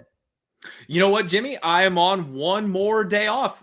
There's no show tomorrow because MMA has not started back up. But next week on the 10th, the Die Hard MMA podcast will be back right here on Pub Sports Radio. Same time, same place. Great guests breaking down every single fight for you. I can't wait. I feel like I've lost my purpose in life because I haven't been able to handicap and break down and bet on MMA like I usually do. So I can't wait to get back on the horse, man. One more week. We'll be back. I love it. There he is, Clint, star of the Die Hard MMA podcast in the house. Go get it, Clint. Have a big day, my man. Next up, we have from Hamilton, Ontario. We haven't seen him since week 15, and I'm so excited to have him back. Please welcome to the show, Pride of Steeltown, Babano in the house. Babano, I've missed you. Happy New Year. How are you, my man? Yeah, Happy New Year, Jimmy. This is my first time on Pub Sports Radio in the new year, right here on the NFL Pub Up. So Happy New Year to you and everybody watching and listening. I got a lot of games, so let's get right down to business. We got to be real quick here yet. Let's get right to it. Raiders, Colts is how you open up your card. And I don't know your moves that you are making, so I will line shop for you while we go. Take it away here, Raiders, Colts. Okay, what's the team total Colts over? Because that's the bet here for me.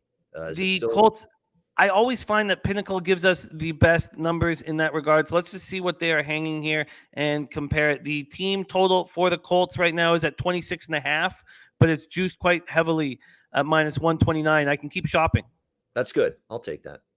I'll take Okay. that still, even at that number. To get below two key numbers of 27 and 28, that's always a situation where I'll take the juice or I'll pay the juice to get that number. Important point. It's at 28.5 at Bet365. So you're getting 2 points better here. Exactly. And below two key numbers, 27 and 28, because those are very plausible final point totals for any NFL team. But yeah, I think the Colts have success here. Like, I was beyond impressed what they did against Arizona. We know the offensive line was a shambles, and yet they were still able to move the ball through the air. Wentz made some plays. And of course, Wentz has been cleared from protocol. He'll play today. I think that offensive line is getting much healthier for this week as well against the Raiders. And I just don't. And again, the Raiders, the strength up front's been pretty good. Max Crosby leading that defensive line's been solid for them. But I think they're going to be up against it here with this Colts team at home. where they've been able to put up points in pretty much every home game this year. To get them below 27 points, I thought their team total was good. And I don't want to put my eggs in the basket, Jimmy, of a full game over and wondering if the Raiders are going to be able to score enough for me against this Colts defense, where I do have some question marks. So I'm on Indy team total here, and I like it at 26.5. And our guy JD found it at bookmaker at -127. So cut 2 cents of juice there. Thank you for doing that, JD. That is beautiful. Now we move on to Giants Bears. Next spot on your card, 25 Fahrenheit chance of snow showers, 16 mile per hour winds at Soldier Field at the Red Rocket under center. And who knows? Who knows who the Giants are going to throw out there between Glennon and Fromm. Initially, there was sharp action on the Giants, but the public has come in today and hammered the Bears. How are you hammering this yourself, Babano? Well, it's just a bet against a team that I don't think should be laying almost a touchdown, and that's Chicago here. Off a thrilling win. Let's give them credit for the win in the snow last week against Seattle. And we'll get to the Seahawks in a bit. I'm not convinced that's Seattle. That's Seattle in name only right now. A team that's had many good seasons, and they're out of the playoffs. And I don't think you got Seahawks' best game there. Chicago took advantage of it, played well. I'm ready to bet against them not playing well 2 weeks in a row.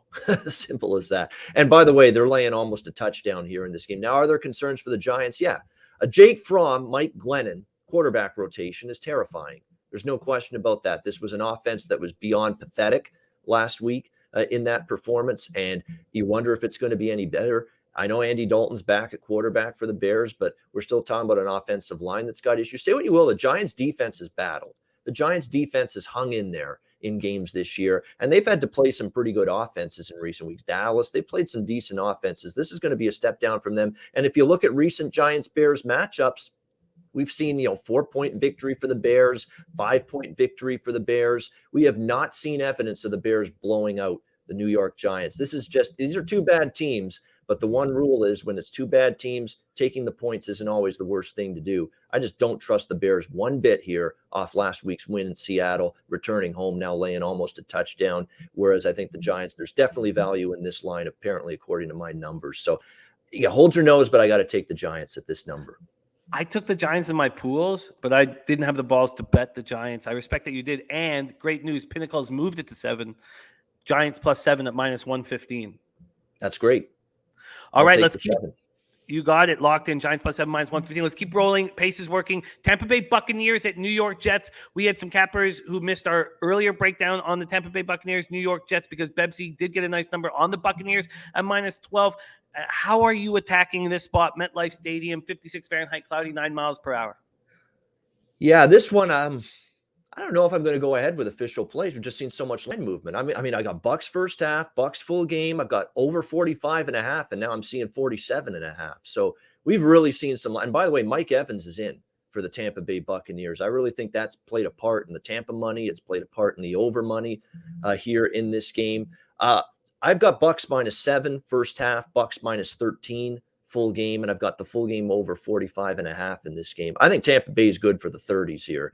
We've seen mediocre offenses like New Orleans a few weeks ago. You go down the list of the teams that the Jets have given up 30+ to. It's been not pretty, and pretty much any good offense has been good for 30+ points against this horrendous Jets defense. And Quinnen Williams, by the way, still probably out for this game. Significant on the defensive line for the Jets, too. Just a bad defense. Okay, yeah, the defense looked good last week. You look good against an awful Jacksonville offense that has looked out of sorts for weeks. Tampa should move the ball a lot. We saw Tampa, with all the injuries they suffered against the Saints on Sunday night 2 weeks ago. A lot of new faces on that offense, and yet they look good against Carolina. Comparable defense to the New York Jets. So I think Tampa's good for the 30s. You give me maybe 14 out of the Jets, which I think they're capable of. I know they're going to have Jamel Dean and Sean Murphy bunting back in the secondary. And a part of the reason I like the over was I thought those two guys may miss this game. They're going to be in. So I'm still going to hope the Jets can get me to 14 points or so. The game can go over the total. I'm probably going to have to keep the Buccaneers, though, off the official play, Jimmy. I mean, we're seeing 14.5 now. First half is now -7.5, -8. Full game is now 14.5. I think I will just play the over for official play at the current number, 47.5. All right. Well, let's get you that number. I wish I could.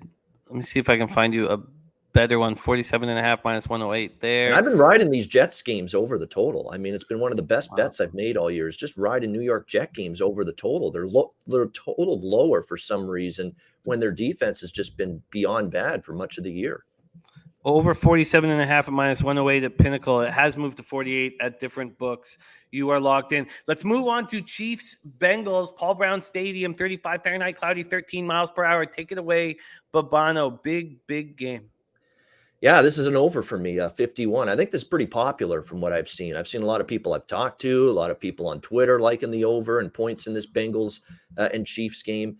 I agree with that. And look, the scary part is you want to take an over 51 with Kansas City's defense playing the way it is right now.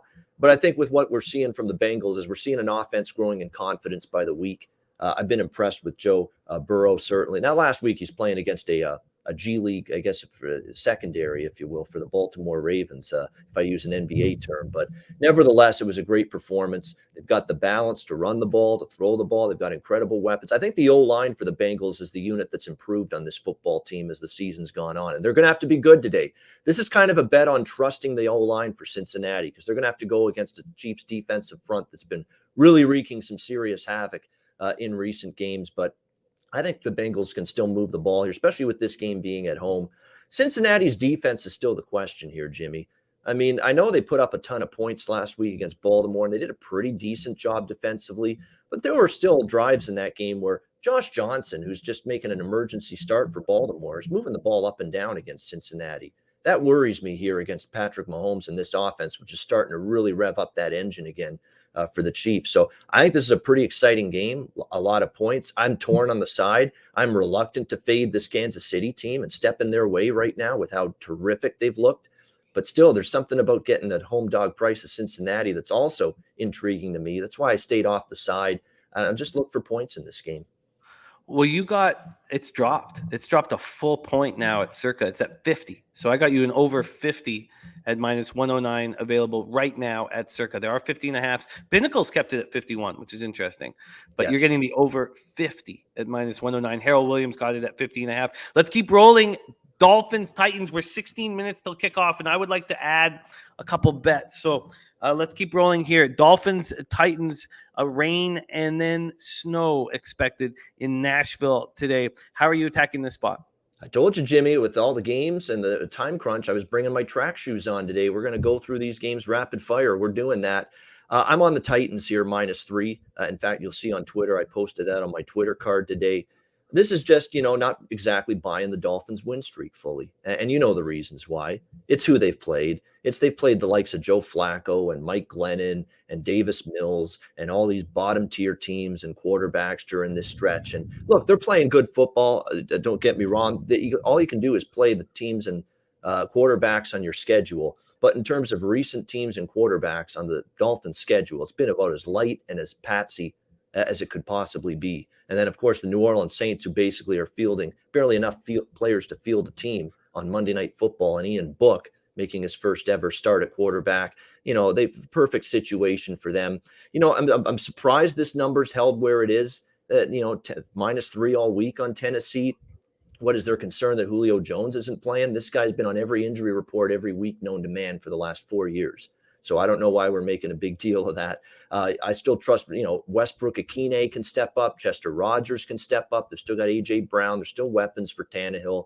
And I've been impressed with this Tennessee defense now, week after week after week. They just made Jimmy Garoppolo look like a clown, to be quite honest with you, last Thursday night in that win against the 49ers. It was a terrific defensive performance. And this defense, look, last year it was a problem for the Titans. This year it's really carried them, especially since Derrick Henry's been injured. I've been impressed with what we've seen from Tennessee on that side of the football here in this game. I like Tennessee here at -3. This is just me. I need to see Miami beat a solid team, a solid quarterback before I'm ready to try. And plus a short week as well, right? On the road in New Orleans Monday night. And now you're on the road again here at Tennessee. I'm a little surprised the line's held firm at -3 all week, but I'll look to take advantage. I like the Titans.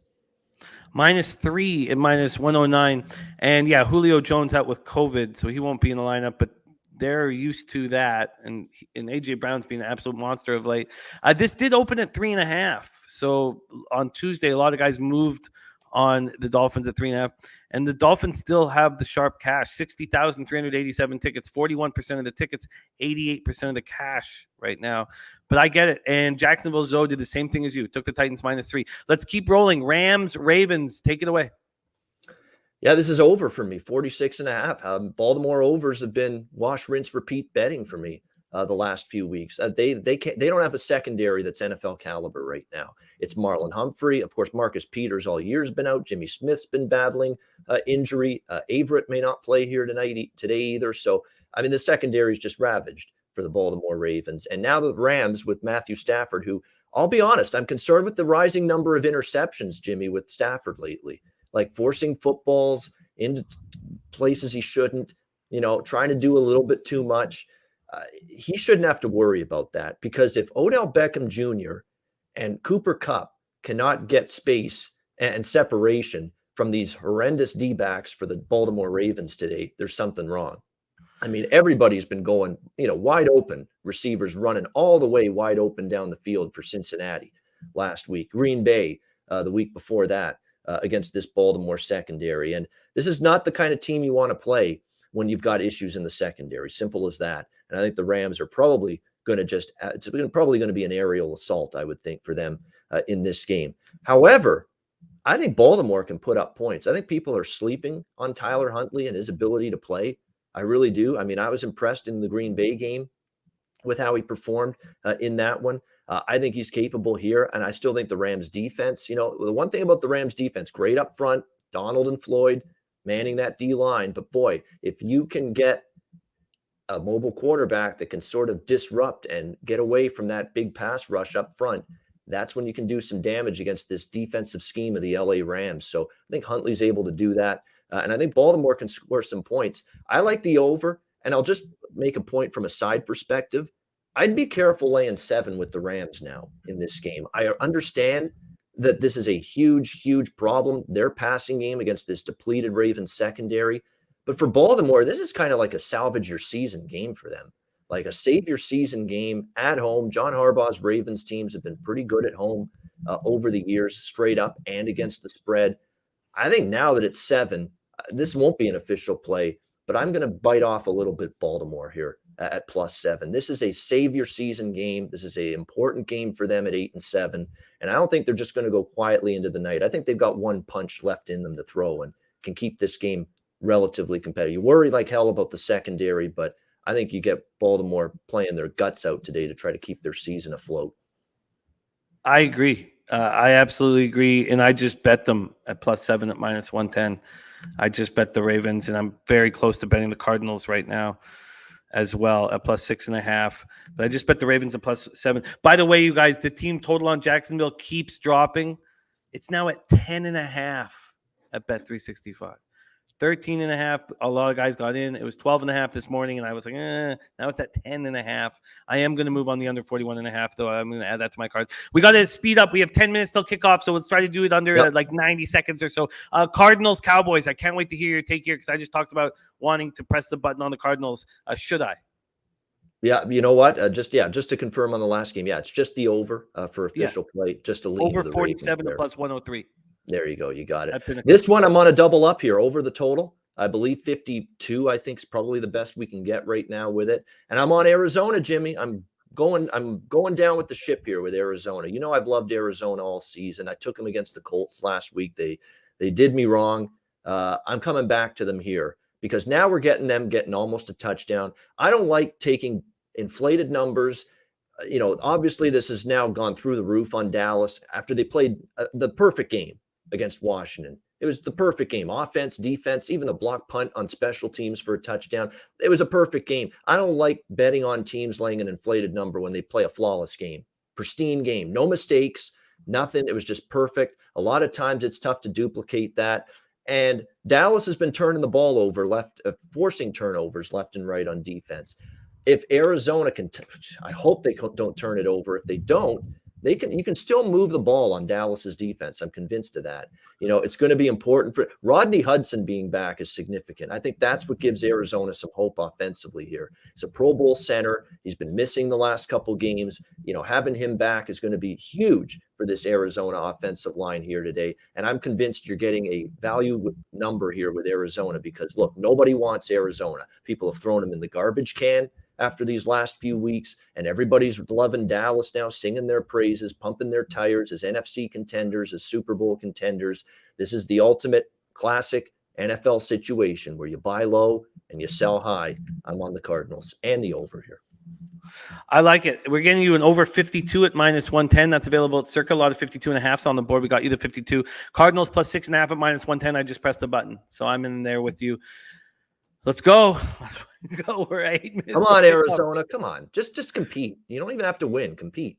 We're 8 minutes till kickoff. Next up, Detroit Lions, Seattle Seahawks, 40 Fahrenheit rain, 13 miles per hour. Could be snow, but we expect rain. There we go.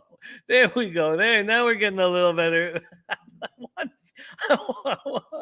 Oh, that's good. I want to see if we can see his body, though. Maybe even a little body. But we're on our way. Jose, you're on your way. Okay, take it away here. Lions, Seahawks. Yeah, this is just simple for me. Seattle can't be laying more than a touchdown to anybody right now. Not even the Detroit Lions. I'm on Detroit here, official play. Even with Tim Boyle at quarterback. Well, Tim Boyle was decent last week at times. Now, he had made some mistakes as well.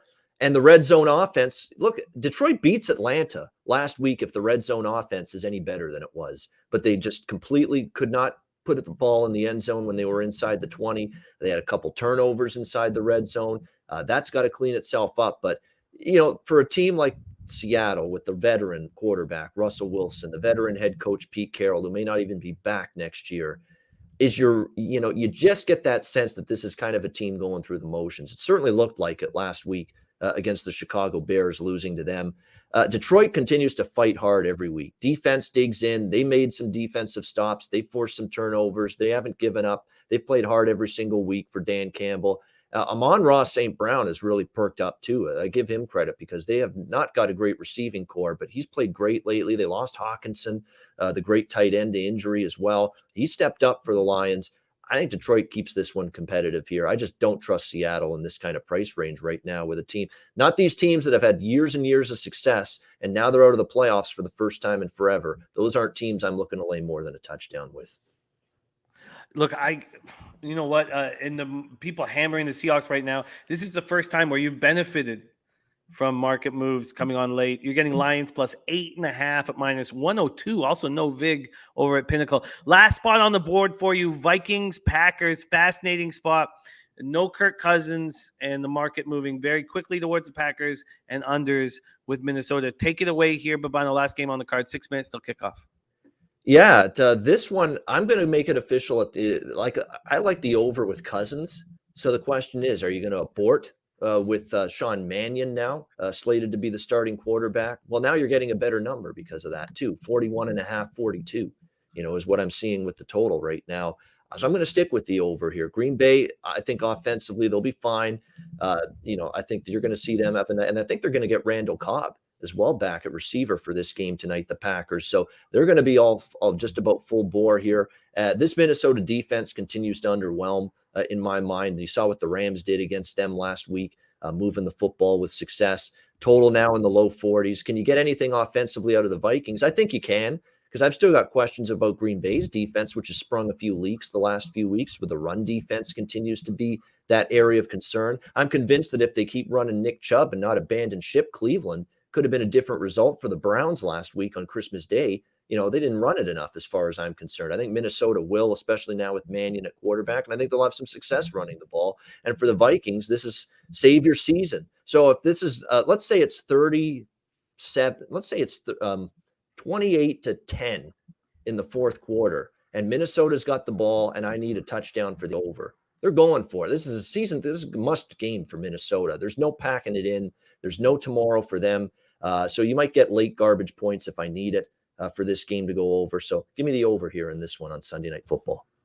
The over 42.5 available right now at -102 at Pinnacle. Oh, I can get you a 42. cut that hook. Over 42 at minus 110 at Bet365. We'll take it. Rarely does Bet365 beat a line. We have 4 minutes till kickoff. Let's review Babano's action here. He's on the Colts team total over 26.5 at minus 127. Giants +7 at minus 115.